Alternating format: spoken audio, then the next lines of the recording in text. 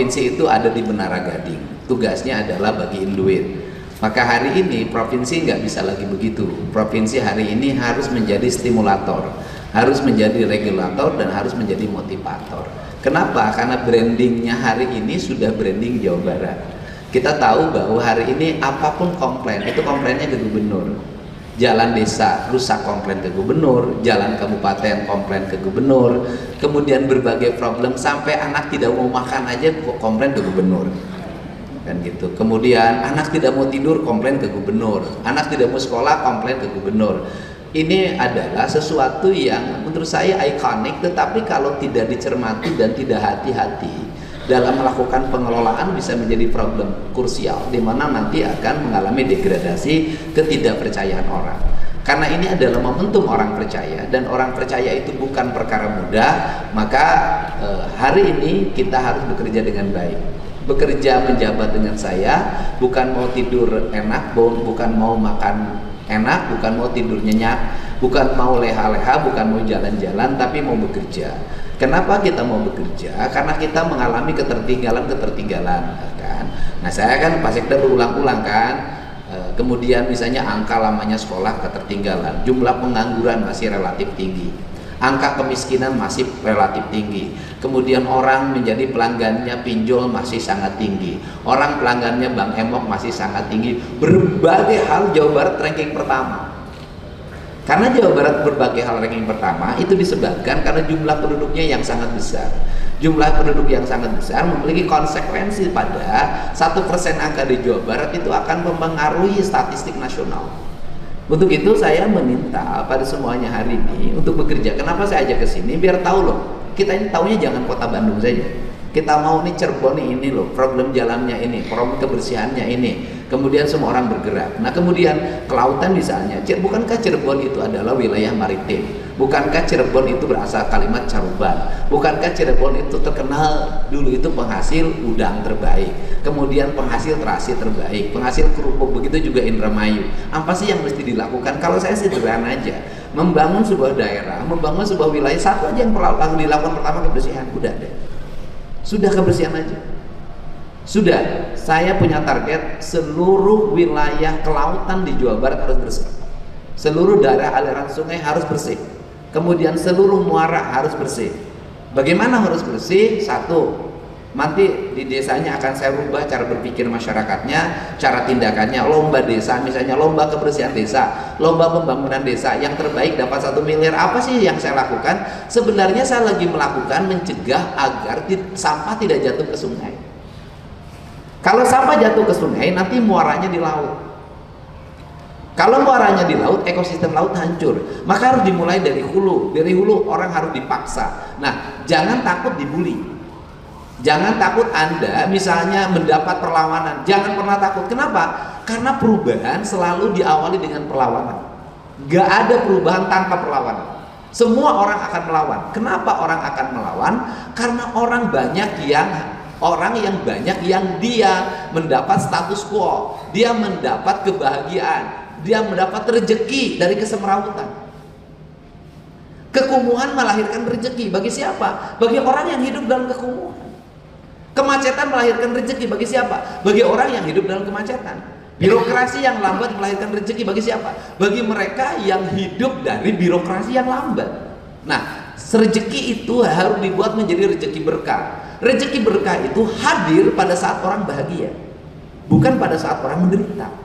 Nah, maka mindset yang ingin dibangun oleh saya hari ini adalah semua orang kerja. Nggak boleh lagi di Menara Gading. Kantor-kantor ruangannya jangan terlalu mewah. Sudahlah, buat apa sih kantor mewah-mewah, manfaatnya nggak ada. Orang hari ini bisa berjalan. Hari ini bisa melakukan pekerjaan di mobil. Orang bisa rapat di mobil. Semua bisa dilakukan eksekusi sambil tiduran. Ngapain kita mikirin lagi kantor yang mewah? Nah, andai kata pun kantornya bersih, itu apa sih orientasi saya? Destinasi. Kenapa saya mulai konsen membenahi kantor-kantor peninggalan kolonial? Karena destinasi. Misalnya, kenapa kantor di Cirebon dihidupkan? Karena destinasi. Karena ke sini saya jarang. Kenapa kantor di Purwakarta dihidupkan? Karena destinasi. Kenapa kantor di Bogor dihidupkan? Karena destinasi. Kenapa nanti gedung Pakuan dihidupkan? Sebentar lagi akan jadi destinasi. Kemudian kenapa lagi gedung di Garut dihidupkan? Karena destinasi. Kemudian kenapa gedung sate ditata? Karena destinasi. Seluruh destinasi-destinasi itu akan memberikan manfaat bagi studi. Siapa yang studi? Nanti anak-anak kita. Jadi nanti studi tour itu adalah sebuah area penelitian bagi seluruh artefak, seluruh peninggalan, seluruh apapun yang ada pada wilayah tersebut. Hari ini bagaimana? Saya belum bisa menyajikan. Kenapa? Blank.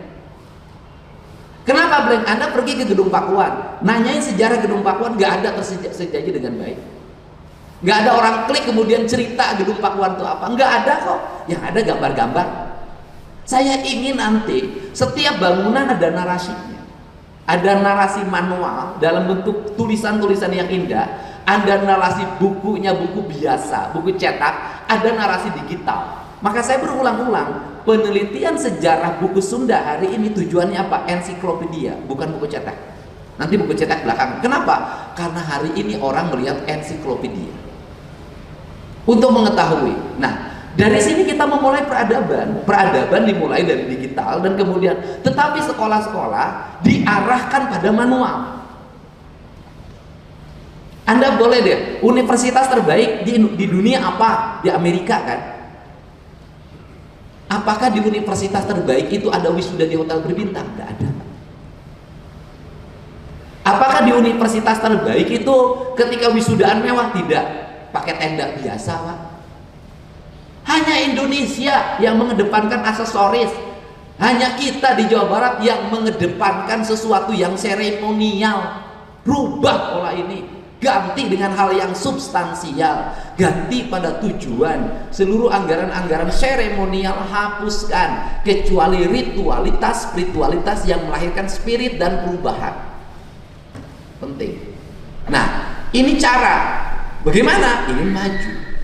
Nah, kemudian bagaimana provinsi harus mengintegrasikan pada pendidikan dasar SD, SMP. Nggak boleh lagi, nggak boleh, saya nggak mau lihat sekolah di Jawa Barat roboh, mau SD, SMP, mau SMA. Nggak mau lagi di Jawa Barat sekolah tinggi-tinggi rumputnya. Nggak mau lagi toiletnya kotor. Saya nggak mau lagi lihat sekolah jadi produk ketidakberadaban. Justru sekolah adalah produk peradaban. Maka yang paling bersih adalah toilet di sekolah. Yang paling tertib adalah di sekolah. Yang masuk ke sekolah paling tertib adalah anak sekolah. Ini caranya. Caranya di mana? Dirubah mindsetnya. Diatur bagaimana mereka tidur jam berapa, bangun jam berapa. Sekolah semuanya sampai Jumat.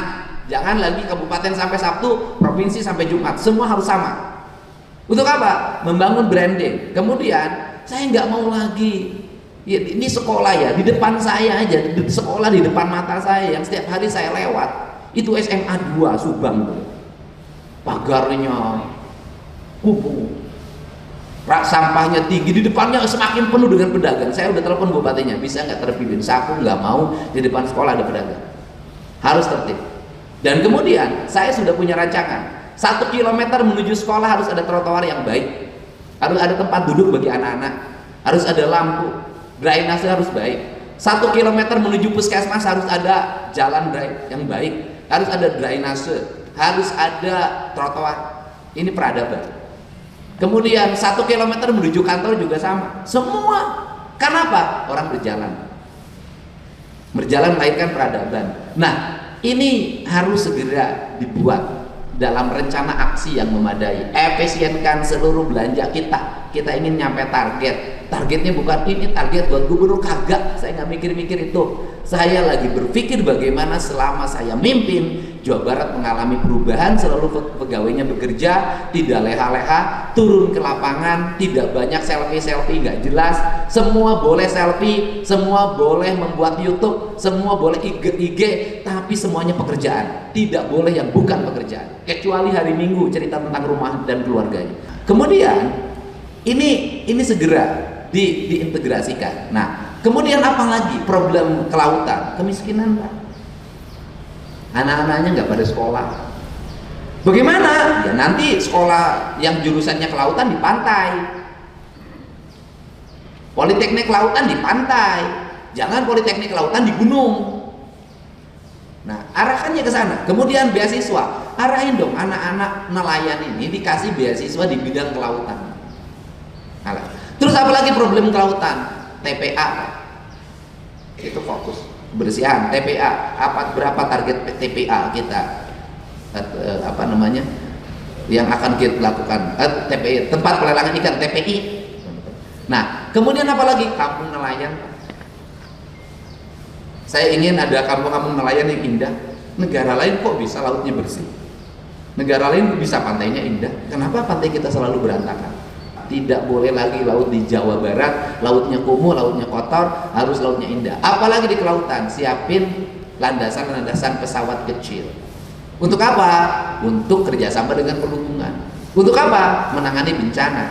Kalau dalam keadaan bencana darurat, maka pesawat-pesawat kecil bisa landing dengan cepat di wilayah-wilayah yang sudah saya tetapkan. Di wilayah Cirebon ada 1, Indramayu 1, nanti di Bekasi Kerawang 1, kemudian di Pelabuhan Ratu, di berbagai tempat. Kita lihat ya, bagaimana landasan pesawatnya gampang terintegrasi dengan jalan. Gampang, nggak usah lagi bikin landasan baru. Jalan provinsi diperlebar, diperkuat, kasih 2 km atau 3 km.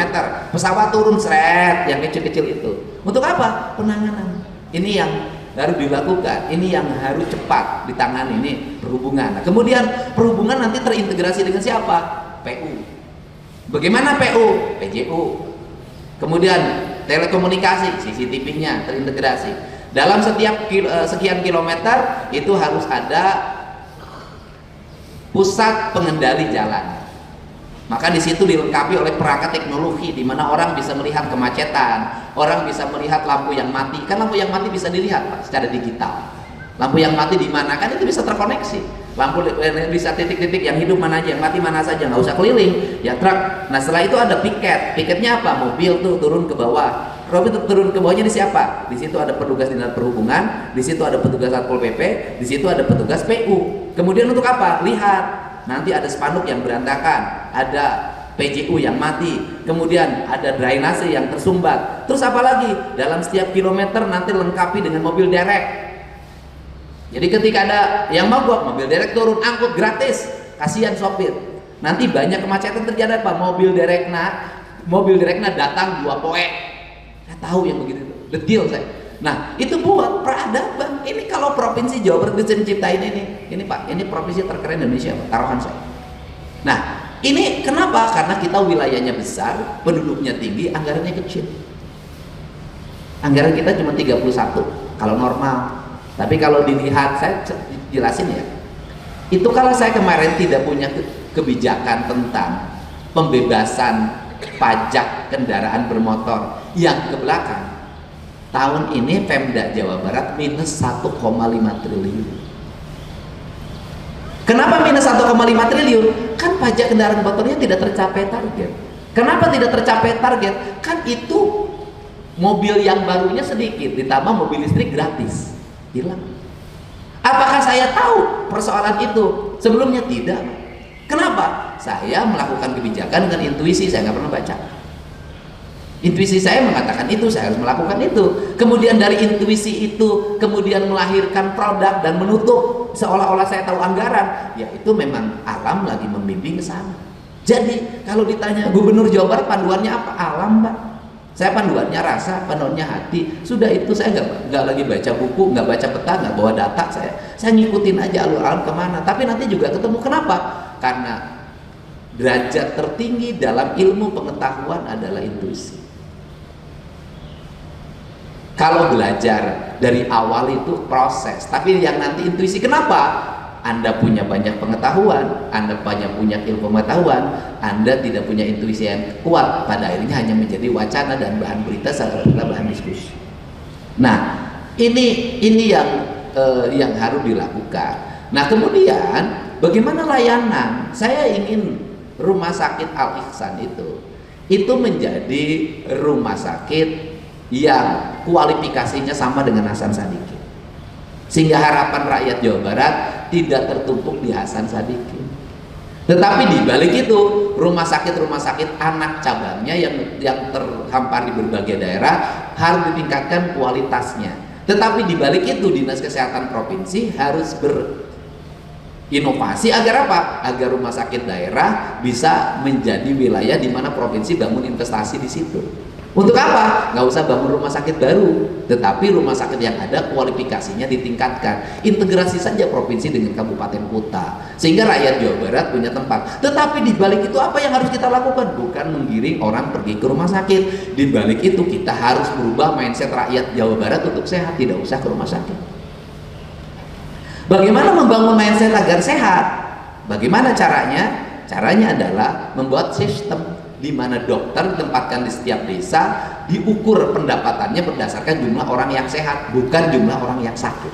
Saya sudah sampai membuat analisis dan analogi kepada dinas kesehatan. Coba kasihlah 10 saja, 40 aja desa dibuatkan, misalnya begini. Orang yang sakit di sebuah daerah 50, maka tunjangan dokternya adalah 5 juta. Kemudian orang yang sakitnya turun 45, maka tunjangan dokternya 10 juta. Maka turun menjadi 40, tunjangan dokternya 15 juta. Turun menjadi 30, tunjangan dokternya 20 juta. Turun menjadi 25, tunjangan dokternya 25. Turun menjadi 20, tunjangan dokternya 25 juta, 30 juta. Turun menjadi, taruhlah turun menjadi 10 yang sakitnya, tunjangan dokternya 35 juta. Pertanyaannya adalah lebih mahal mana ngasih tunjangan dokter berdasarkan jumlah orang yang sehat atau mengobati orang ke rumah sakit? Saya sudah punya analisis, lebih murah ngasih tunjangan dokter berdasarkan jumlah orang yang sehat dibanding memperbanyak rumah sakit kemudian menggiring orang pergi ke rumah sakit. Bisakah orang Jawa Barat tidak berobat ke dokter? Bisa, asalkan pola hidupnya dirubah. Contohnya siapa? Saya 20 tahun nggak pernah ke dokter, nggak pernah minum obat, nggak pernah ngapa-ngapain. Sampai hari ini sehat. Orang bertanya sampai hari ini, Kang Deddy stimulusnya apa? Kang Deddy minumnya apa? Ya saya minumnya cuma air putih saja. Saya banyak konsumsi buah, pikiran saya dibebaskan. Saya menghadapi masalah apapun tidur nyenyak, udah. Bisa. Obat apa yang paling tinggi dalam hidup? Ada 4. 1, oksigen yang baik dengan banyaknya pohon. 2, matahari. 3, air putih. Yang keempat, makanan berserat. Udah 4. Tambah yang kelima, beger. Itu nggak boleh. Saya kan bebas karena duda. Nah, ini. Nah, saya ngukur kesehatan itu karena Anda mau baca, mau terus-terusan kita ngomong tentang teknologi, mau terus-terusan Anda tentang ngomong anggaran belanja kesehatan, mampus Pak, duit nggak akan kuat. Kenapa? Mahal Pak dokter, ya mahal kan? Obat makin mahal, alat kesehatan makin mahal. Nggak bisa. Cara yang terbaik adalah merubah orang jadi sehat, bukan mengajak orang untuk berobat. Nah, ini yang harus ada dalam mindset. Kemudian apa yang terus mesti didorong lagi adalah seluruh rangkaian ini, kalau jalannya bersih, kemudian mulus tertata, garis-garis jalannya baik, PJU-nya baik, tamannya baik, trotoarnya baik, drainasenya baik, seluruh bangunannya punya karakteristik, garis pantainya terlihat, pantainya indah, lautnya jernih, manusianya memiliki nilai-nilai estetika. Sudahlah Pak, jangan ngomong pariwisata Pak. Batuk sekali ke orang pada datang. Nggak usah promosi-promosian Pak. Orang pada datang hari ini, orang mengkonsumsi media digital cepat Pak. Tinggal yang berikutnya adalah mindset orang ketika orang datang. Saya ngomong kecil saya. Saya punya kampung saya itu kampung banget, kumuh. Kemudian saya rubah, saya tata, bersih. Sekarang ribuan orang datang. Penghasilan tukang sate 200 juta 1 minggu. Tapi apakah saya tidak sedih Pak? Kenapa? Otak kita ini ketika melihat kerumunan orang berdagang sembarangan, tidak berpikir kebersihan, pokoknya yang penting laku, tidak berpikir higienis makanannya, yang penting orang datang, dan orang yang datang juga otaknya macam-macam, ada yang buang sampah di mana saja, berat juga. Kenapa? Mindset. Biasanya itu nggak lama, hanya 3 bulan habis itu bubar. Kenapa? Bosen, kemudian orangnya kemudian lingkungan jadi kotor, jadi kumuh, kemudian ditinggalkan. Nah ini yang harus dirubah dalam otak kita. Ini harus dirubah dari masyarakat Jawa Barat. Saya sudah melihat para pedagang yang ngurus kualitas, kemudian punya hati, rajin berbagi, mengalami grafik peningkatan hidup yang tinggi. Para pedagang yang hanya cari untung, kemudian tidak concern pada sampah, kemudian ketika orang belanja ramai, kemudian dia meningkatkan daya jualnya, bukan meningkatkan kualitasnya, dia sebentar. Saya dulu jadi Bupati Purwakarta, itu pernah seluruh hamparan jalan dari Purwakarta menuju Wanayasa, saya bangunkan kios-kios kecil untuk pedagang sate. Waktu awal ramainya luar biasa, lama-lama bubar dan sepi. Kenapa? Saat sebelum rame, lemaknya 2, setelah rame lemaknya 4, ditambah harganya ditaikkan, bangkrut sudah. Ini problem orang Sunda. Nah, ini yang harus segera diperbaiki. Nah, ini kenapa sekarang saya mulai ngomong konsen lagi pendidikan, Pak, ke arah saya pengetatan ke SD, SMP, dan ke Bupati Wali Kota. Kan kemarin ada berita lagi tuh di Tasik, anak perempuan usia SMP mabok ciu di pinggir danau dalam keadaan tidak sadarkan diri di Tasik Malaya. Itu problem akut. Nah, problem akut itu hanya akan bisa ditangani dengan tangan yang kokoh, dengan pikiran yang punya visi dan tidak punya rasa takut apapun kecuali melakukan perubahan manusia. Nah, orang Jabar ini harus segera dirubah. Kenapa? Agar dia kompetitif. Nah, ini kita dilakukan, bekerja dengan baik. Nah, kemudian siapa sih yang paling berjasa terhadap Provinsi Jawa Barat, terhadap kabupaten kota? Lain orang, Pak. Bukan. Yang paling berjasa terhadap dunia pendidikan guru, Pak, bukan kepala dinas.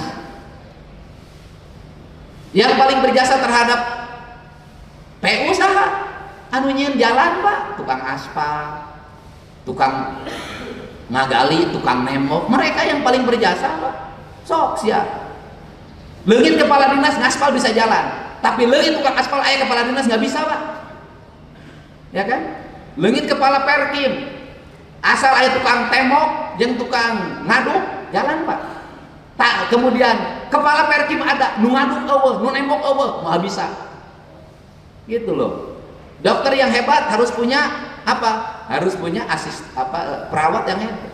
Nah, semua saya ini gubernur ya nggak ada jasanya. Kalau kemarin misalnya barak militer, kemudian populer, berhasil, siapa yang berjasa? Bukan gubernur, Pak, bukan Deddy Mulyadi.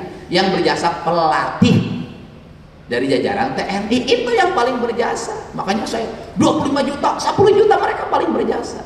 Yang berikutnya lagi, siapa yang berjasa? Ya staf yang ngetik tuh, yang ngirimin siswanya.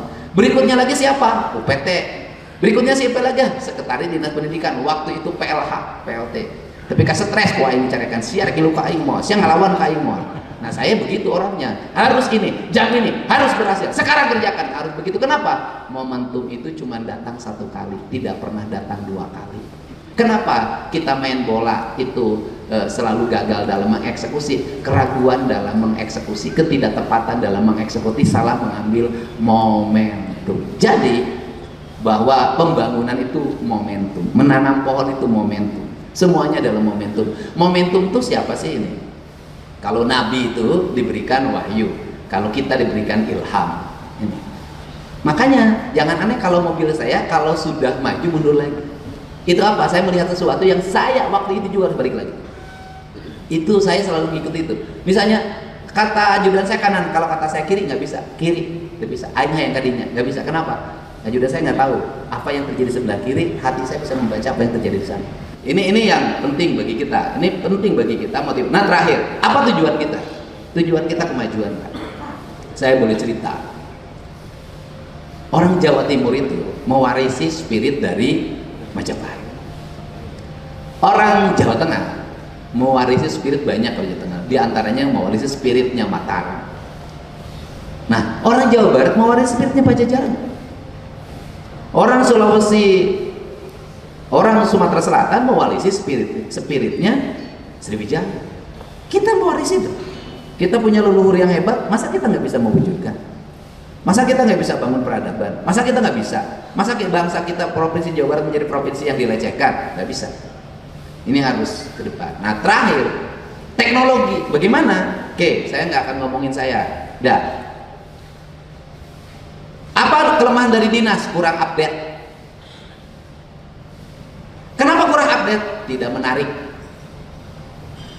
Ada otokritik pada saya, harusnya Pak Dedi nggak boleh pekerjaan dinas Infocom diambil oleh Pak Dedi.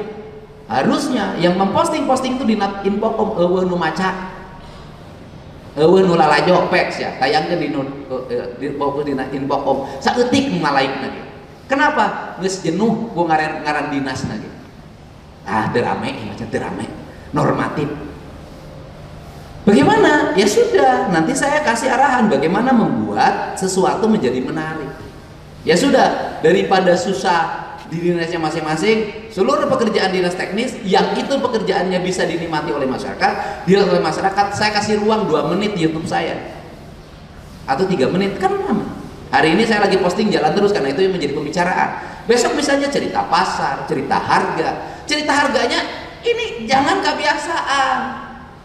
Oh, kemudian ngecek harga 70 mobil ngalut ke pasar, terus nanya lain kitu iroh, lain kitu carana, lain kitu.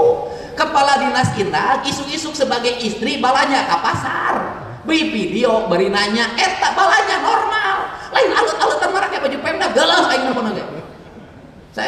Kenapa juga saya kalau turun ke bawah tidak pernah melibatkan dinas, loba teuing mobil ngalut pasekda ganeng ngalut panjang lalajo mobil ngabaris kabeh nu digawena anggaran tukang sasapu. Makanya saya nggak mau lagi melibatkan ASN menyapu, moal sasapu posting kumpul aingnya mau. Udah cukup mereka, saya udah tahu. Makanya tidak menarik. Malu, ibu ini berapa? Ibu ini berapa? Nah, rimane cukup saja yang gitu-gitu mah geus maneh jeung pembantu balanya ka pasar ngecek harga. Makanya saya selalu begitu karena saya tahu harga itu dari siapa? Mimi Yani. Mih, ceng seberapa mi? Geus kieu Pak, isuk jam 6 tuh udah laporan. Oh, nya geus aman mi. Kitu. Ulah mah aja pasek dah, kunjungan ke pasar. Nah, naonan? Orang kunjungan ke pasar berarti tara ka pasar. Saya mah teu kudu kunjungan ke pasar, aing mah saminggu sakali pasar ini ya. Nah, ini Pak rubah mindset rubah. Ini pola-pola rubah. Terus terakhir, pendapatan digitalisasi. Ini ada pilihan. Digitalisasi, fokus apa? Coba ngomong dengan Perkin, coba ngomong dengan PU. Saya ingin menyelesaikan seluruh perusahaan menggunakan air bawah tanah. Air bawah tanahnya tidak dipungut, airnya terus nyedot, mereka bayar ke pihak lain karena intimidasi. Ya, coba bikin perencanaan. Seluruh industri yang menggunakan air bawah tanah mau tidak mau harus terkoneksi dengan PAM daerah. Gitu loh. PAM daerah harus terkoneksi dengan PDAM daerah. Atau ya udah kita berinvestasi. Mengambil air sungai dibuat menjadi air baku, dirubah menjadi air untuk industri. Kemudian mereka bayar ke kita, kan bisa sebenarnya. Itu yang dibuat. Saya harus lakukan itu dengan cepat.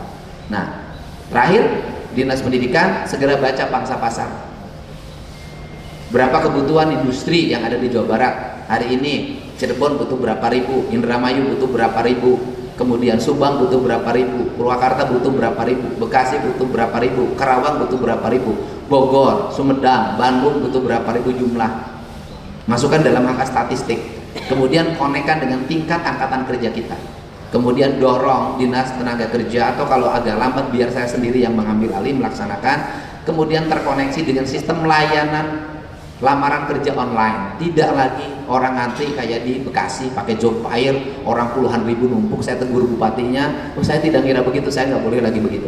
Tidak ada lagi di Jawa Barat orang melamar kerja. Yang ada adalah berdasarkan database tenaga kerja yang ada, pabrik nanti tinggal ngundang mereka berdasarkan nomor NIK-nya, berdasarkan nomor HP-nya, diundang ke pabriknya untuk wawancara seleksi setelah lulus ngurus administrasi. Itu caranya. Nggak ada lagi lamaran kerja. Apa yang bikin lamaran kerja? Gitu loh. Nah, ini kan masuk perguruan tinggi juga ada jalur ada jalur seleksi, ada jalur prestasi. Ya sudah, pabrik juga begitu dong. Jalur prestasi. Kan udah tinggal panggil kan angkatan kerja itu tinggal. Nah, itu dilakukan dengan baik. Kemudian buat kursus-kursus yang mempercepat lahirnya angkatan kerja.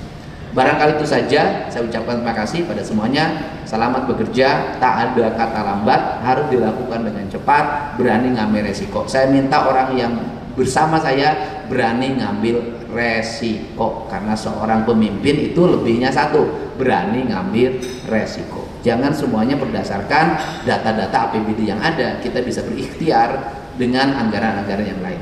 Untuk itu saya terima kasih. Assalamualaikum warahmatullahi wabarakatuh. Waalaikumsalam warahmatullahi wabarakatuh.